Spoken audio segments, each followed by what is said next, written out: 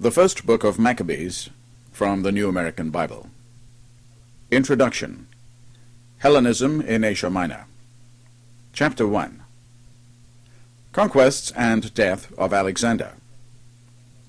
After Alexander the Macedonian, Philip's son, who came from the land of Kittim, had defeated Darius, king of the Persians and Medes, he became king in his place, having first ruled in Greece. He fought many campaigns, captured fortresses, and put kings to death. He advanced to the ends of the earth, gathering plunder from many nations. The earth fell silent before him, and his heart became proud and arrogant. He collected a very strong army, and conquered provinces, nations, and rulers, and they became his tributaries. But after all this, he took to his bed, realizing that he was going to die. He therefore summoned his officers, the nobles who had been brought up with him from his youth, to divide his kingdom among them while he was still alive. Alexander had reigned 12 years when he died. So his officers took over his kingdom, each in his own territory, and after his death they all put on royal crowns, and so did their sons after them for many years, causing much distress over the earth. The Maccabean revolt. Pact between Jews and Gentiles. There sprang from these a sinful offshoot, Antiochus Epiphanes, son of King Antiochus, once a hostage at Rome. He became king in the year 137 of the kingdom of the Greeks. In those days there appeared in Israel men who were breakers of the law, and they seduced many people, saying, "Let us go and make an alliance with the Gentiles all around us. Since we separated from them, many evils have come upon us." The proposal was agreeable. Some from among the people promptly went to the king, and he authorized them to introduce the way of living of the Gentiles. Thereupon, they built a gymnasium in Jerusalem according to the Gentile custom. They covered over the mark of their circumcision, and abandoned the Holy Covenant. They allied themselves with the Gentiles, and sold themselves to wrongdoing. Egyptian campaign of Antiochus. When his kingdom seemed secure, Antiochus proposed to become king of Egypt, so as to rule over both kingdoms. He invaded Egypt with a strong force, with chariots and elephants, and with a large fleet, to make war on Ptolemy, king of Egypt. Ptolemy was frightened at his presence, and fled, leaving many casualties.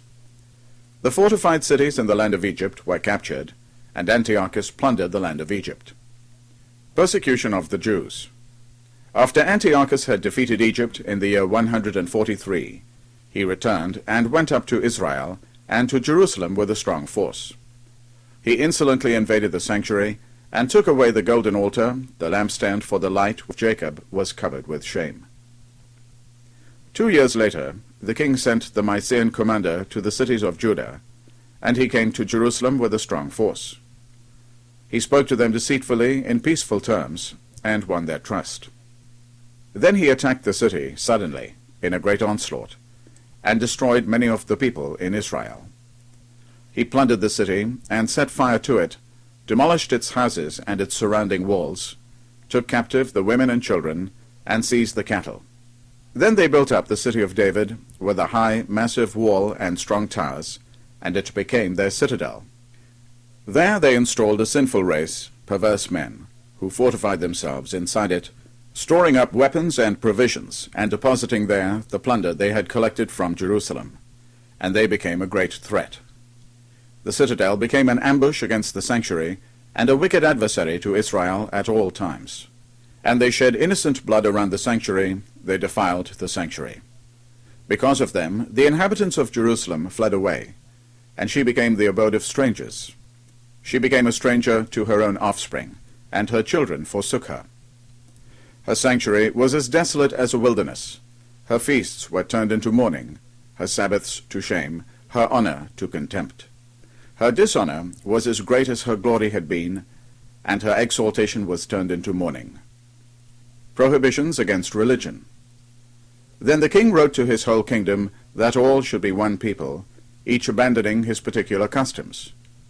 All the Gentiles conformed to the command of the king, and many Israelites were in favor of his religion. They sacrificed to idols and profaned the Sabbath. the king sent messengers with letters to Jerusalem and to the cities of Judah, ordering them to follow customs foreign to their land, to prohibit holocausts, sacrifices, and libations in the sanctuary, to profane the Sabbaths and feast days, to desecrate the sanctuary and the sacred ministers, to build pagan altars and temples and shrines, to sacrifice swine and unclean animals, to leave their sons uncircumcised, and to let themselves be defiled with every kind of impurity and abomination, so that they might forget the law and change all their observances. Whoever refused to act according to the command of the king should be put to death. Such were the orders he published throughout his kingdom. He appointed inspectors over all the people, and he ordered the cities of Judah to offer sacrifices, each city in turn. Many of the people, those who abandoned the law, joined them and committed evil in the land. Israel was driven into hiding wherever places of refuge could be found. On the 15th day of the month Chislev, in the year 145, the king erected the horrible abomination upon the altar of holocausts, and in the surrounding cities of Judah they built pagan altars. They also burnt incense at the doors of houses and in the streets. Any scrolls of the law which they found, they tore up and burnt. Whoever was found with the scroll of the covenant, and whoever observed the law, was condemned to death by royal decree. So they used their power against Israel, against those who were caught, each month in the cities. On the 25th day of each month, they sacrificed on the altar erected over the altar of holocausts. Women who had had their children circumcised were put to death, in keeping with the decree, with the babies hung from their necks. Their families also, and those who had circumcised them, were killed. But many in Israel were determined and resolved in their hearts not to eat anything unclean. They preferred to die rather than to be defiled with unclean food, or to profane the holy covenant. And they did die. Terrible affliction was upon Israel. Chapter 2. Mattathias and his sons.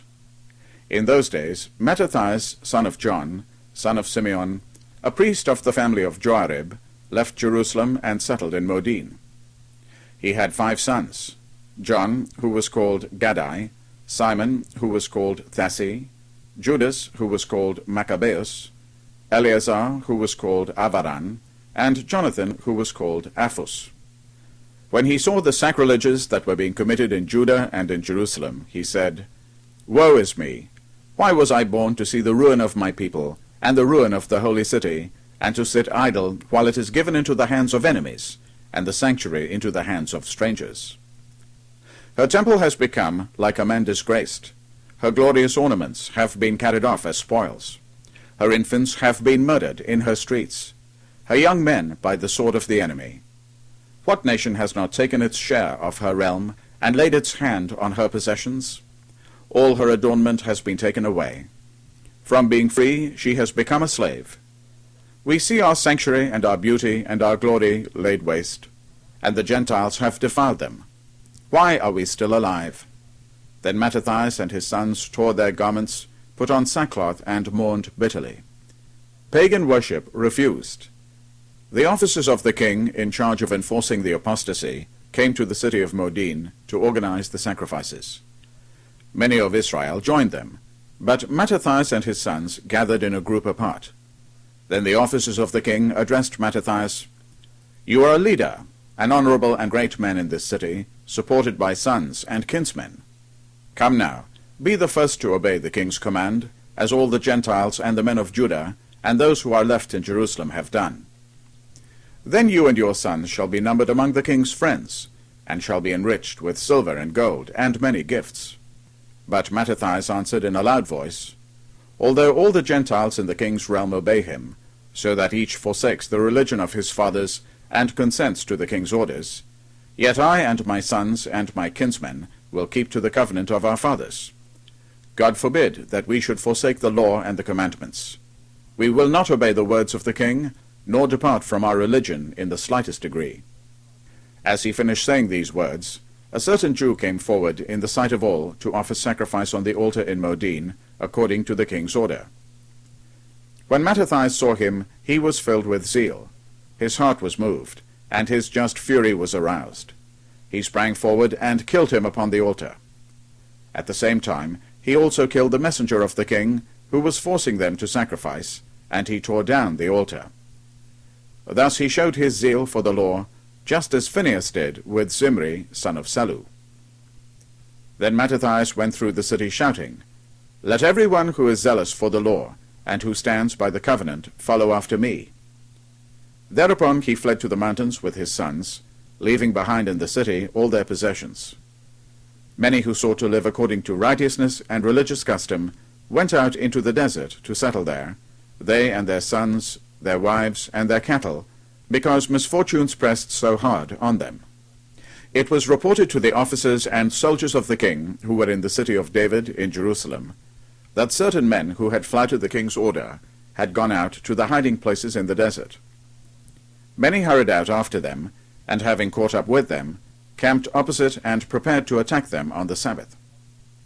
Enough of this, the pursuers said to them, "Come out and obey the king's command, and your lives will be spared." But they replied, "We will not come out, nor will we obey the king's command to profane the Sabbath." Then the enemy attacked them at once, but they did not retaliate. They neither threw stones nor blocked up their own hiding places. They said, "Let us all die without reproach. Heaven and earth are our witnesses that you destroy us unjustly." So the officers and soldiers attacked them on the Sabbath, and they died with their wives, their children, and their cattle, to the number of 1,000 persons.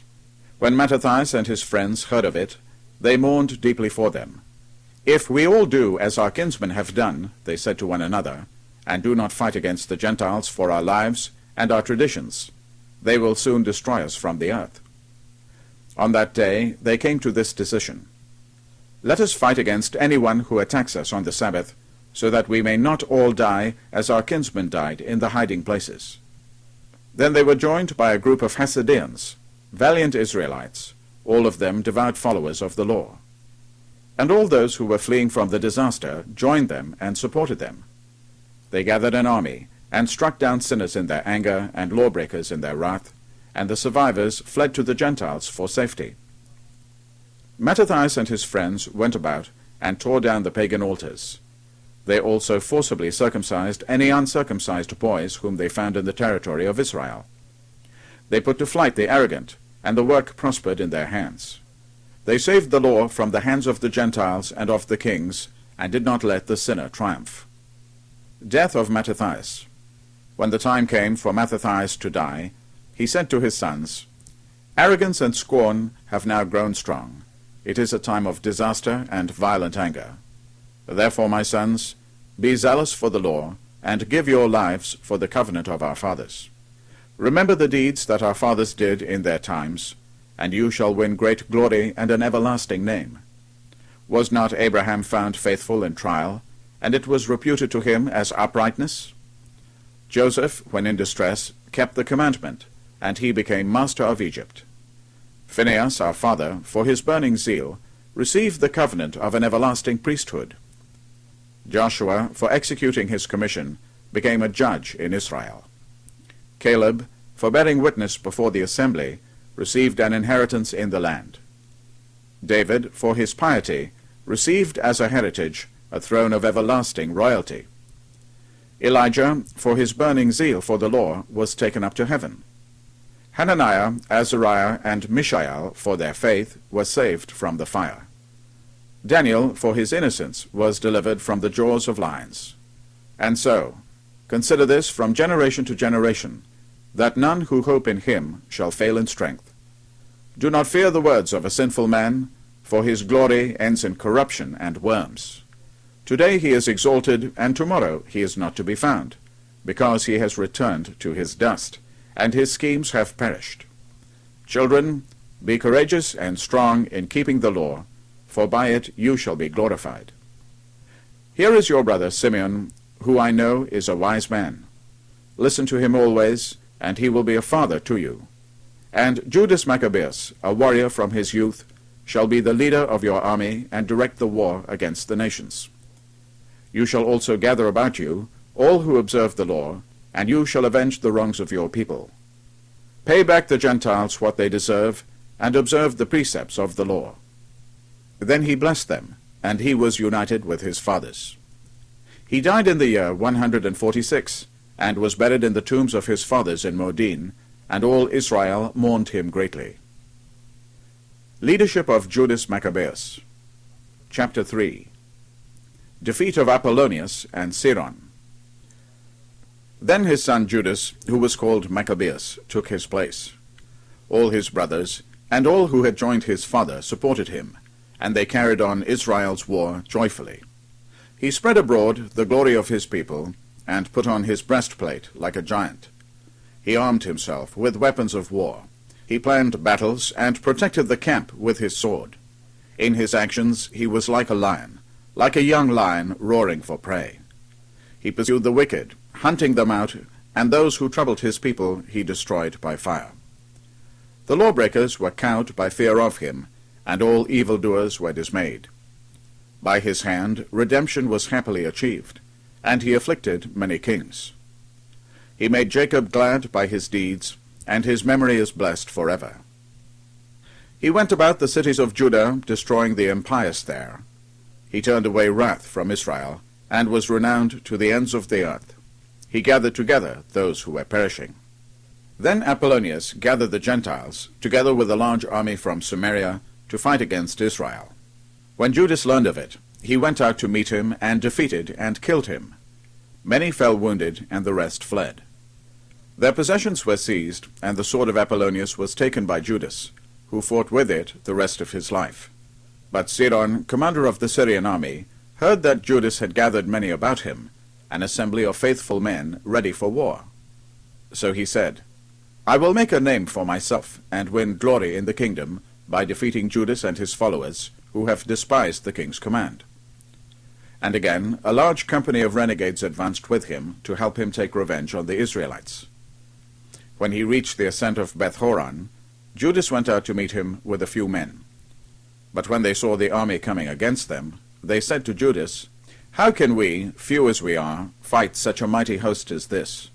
Besides, we are weak today from fasting. But Judas said, It is easy for many to be overcome by a few. In the sight of heaven there is no difference between deliverance by many or by few. For victory in war does not depend upon the size of the army, but on strength that comes from heaven. With great presumption and lawlessness they come against us, to destroy us and our wives and children, and to despoil us. But we are fighting for our lives and our laws. He himself will crush them before us, so do not be afraid of them. When he finished speaking, he rushed suddenly upon Siron and his army, who were crushed before him. He pursued Siron down the descent of Beth-horon into the plain. About 800 of their men fell, and the rest fled to the country of the Philistines. Then Judas and his brothers began to be feared, and dread fell upon the Gentiles about them. His fame reached the king, and all the Gentiles talked about the battles of Judas. Regency of Lyceus. When Antiochus heard about these events, he was angry. So he ordered a muster of all the forces of his kingdom, a very strong army. He opened his treasure chests, gave his soldiers a year's pay, and commanded them to be prepared for anything. He then found that this exhausted the money in his treasury. Moreover, the income from the province was small, because of the dissension and distress he had brought upon the land by abolishing the laws which had been in effect from of old. He feared that, as had happened more than once, he would not have enough for his expenses, and for the gifts that he had previously given with a more liberal hand than the preceding kings. Greatly perplexed, he decided to go to Persia and levy tribute on those provinces, and so raise a large sum of money. He left Lyceus, a nobleman of royal blood, in charge of the king's affairs from the Euphrates River to the frontier of Egypt, and commissioned him to take care of his son Antiochus until his own return. He entrusted to him half of the army and the elephants, and gave him instructions concerning everything he wanted done. As for the inhabitants of Judea and Jerusalem, Lyceus was to send an army against them to crush and destroy the power of Israel and the remnant of Jerusalem, and efface their memory from the land. He was to settle foreigners in all their territory, and distribute their land by lot. The king took the remaining half of the army, and set out from Antioch, his capital, in the year 147. He crossed the Euphrates River and advanced inland. The victories of Judas. Lyceus chose Ptolemy, son of Dorymenes, and Nicanor and Gorgias, capable men among the king's friends, and with them he sent 40,000 men and 7,000 cavalry to invade the land of Judah and ravage it according to the king's orders. Setting out with all their forces, they came and pitched their camp near Emmaus in the plain. When the merchants of the country heard of their fame, they came to the camp, bringing fetters and a large sum of silver and gold to buy the Israelites as slaves. A force from Idumea and from Philistia joined with them. Judas and his brothers saw that the situation had become critical, now that armies were encamped within their territory. They knew of the orders which the king had given to destroy and utterly wipe out the people. So they said to one another, "Let us restore our people from their ruined estate, and fight for our people and our sanctuary." The assembly gathered together to prepare for battle, and to pray and implore mercy and compassion. Jerusalem was uninhabited like a desert. Not one of her children entered or came out. The sanctuary was trampled on, and foreigners were in the citadel. It was a habitation of Gentiles. Joy had disappeared from Jacob, and the flute and the harp were silent. Thus they assembled, and went to Mizpah near Jerusalem, because there was formerly at Mizpah a place of prayer for Israel. That day they fasted, and wore sackcloth. They sprinkled ashes on their heads, and tore their clothes. They unrolled the scroll of the law, to learn about the things for which the Gentiles consulted the images of their idols. They brought with them the priestly vestments, the first fruits, and the tithes, and they brought forward the Nazarites, who had completed the time of their vows. And they cried aloud to heaven, "What shall we do with these men, and where shall we take them? For your sanctuary has been trampled on and profaned, and your priests are in mourning and humiliation. Now the Gentiles are gathered together against us to destroy us. You know what they plot against us. How shall we be able to resist them, unless you help us?" Then they blew the trumpets, and cried out loudly. After this, Judas appointed officers among the people, over thousands, over hundreds, over fifties, and over tens. He proclaimed that those who were building houses, or were just married, or were planting vineyards, and those who were afraid, could each return to his home according to the law. Then the army moved off, and they camped to the south of Emmaus.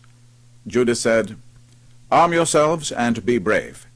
In the morning be ready to fight these Gentiles, who have assembled against us to destroy us and our sanctuary. It is better for us to die in battle than to witness the ruin of our nation and our sanctuary. Whatever heaven wills, he will do." Chapter 4. Now Gorgias took 5,000 infantry and 1,000 picked cavalry, and this detachment set out at night in order to attack the camp of the Jews and take them by surprise. Some men from the citadel were their guides. Judas heard of it, and himself set out with his soldiers to attack the king's army at Emmaus, while the latter's forces were still scattered away from the camp. During the night, Gorgias came into the camp of Judas, and found no one there. So he began to hunt for them in the mountains, saying, "They are fleeing from us." But at daybreak Judas appeared in the plain with 3,000 men, who lacked such armor and swords as they would have wished. They saw the army of the Gentiles, strong and breastplated, flanked with cavalry, and made up of expert soldiers. Judas said to the men with him, "Do not be afraid of their numbers or dread their attack. Remember how our fathers were saved in the Red Sea, when Pharaoh pursued them with an army. So now let us cry to heaven in the hope that he will favor us. Remember his covenant with our fathers, and destroy this army before us today. All the Gentiles shall know that there is one who redeems and delivers Israel." When the foreigners looked up and saw them marching toward them, they came out of their camp for battle, and the men with Judas blew the trumpet. The battle was joined, and the Gentiles were defeated and fled toward the plain. Their whole rear guard fell by the sword, and they were pursued as far as Gazara and the plains of Judea, to Azotus and Jamnia. About 3,000 of their men fell. When Judas and the army returned from the pursuit, he said to the people, "Do not be greedy for the plunder, for there is a fight ahead of us, and Georgius and his army are near us on the mountain. But now stand firm against our enemies, and overthrow them. Afterward you can freely take the plunder." As Judas was finishing this speech, a detachment appeared, looking down from the mountain. They saw that their army had been put to flight, and their camp was being burned. The smoke that could be seen indicated what had happened. When they realized this, they were terrified, and when they also saw the army of Judas in the plain, ready to attack, they all fled to Philistine territory. Then Judas went back to plunder the camp, and his men collected much gold and silver, violet and crimson cloth, and great treasure. As they returned, they were singing hymns and glorifying heaven, "For he is good, for his mercy endures forever." Thus Israel had a great deliverance that day. Victory over Lyceus. But those of the foreigners who had escaped went and told Lyceus all that had occurred. When he heard it, he was disturbed and discouraged, because things in Israel had not turned out as he intended and as the king had ordered. So the following year he gathered together 60,000 picked men and 5,000 cavalry to subdue them. They came into Idumea and camped at Bethzur, and Judas met them with 10,000 men. Seeing that the army was strong, he prayed thus: "Blessed are you, O Saviour of Israel, who broke the rush of the mighty one by the hand of your servant David, and delivered the camp of the Philistines into the hand of Jonathan, the son of Saul, and his armor-bearer. Give this army into the hands of your people Israel. Make them ashamed of their troops and their cavalry. Strike them with fear, weaken the boldness of their strength, and let them tremble at their own destruction. Strike them down by the sword of those who love you, that all who know your name may hymn your praise." Then they engaged in battle, and about 5,000 of Lyceus's men fell in hand-to-hand fighting. When Lyceus saw his ranks beginning to give way, and the increased boldness of Judas, whose men were ready either to live or to die bravely, he withdrew to Antioch, and began to recruit mercenaries so as to return to Judea with greater numbers. Purification of the temple. Then Judas and his brothers said, "Now that our enemies have been crushed, let us go up to purify the sanctuary and rededicate it." So the whole army assembled and went up to Mount Zion. They found the sanctuary desolate, the altar desecrated, the gates burnt, weeds growing in the courts as in a forest, or on some mountain, and the priests' chambers demolished. Then they tore their clothes and made great lamentation. They sprinkled their heads with ashes, and fell with their faces to the ground. And when the signal was given with trumpets, they cried out to heaven. Judas appointed men to attack those in the citadel, while he purified the sanctuary. He chose blameless priests, devoted to the law. These purified the sanctuary, and carried away the stones of the abomination to an unclean place. They deliberated what ought to be done with the altar of holocausts that had been desecrated. The happy thought came to them to tear it down, lest it be a lasting shame to them that the Gentiles had defiled it. So they tore down the altar. They stored the stones in a suitable place on the temple hill, until a prophet should come and decide what to do with them. Then they took uncut stones, according to the law, and built a new altar like the former one. They also repaired the sanctuary and the interior of the temple, and purified the courts.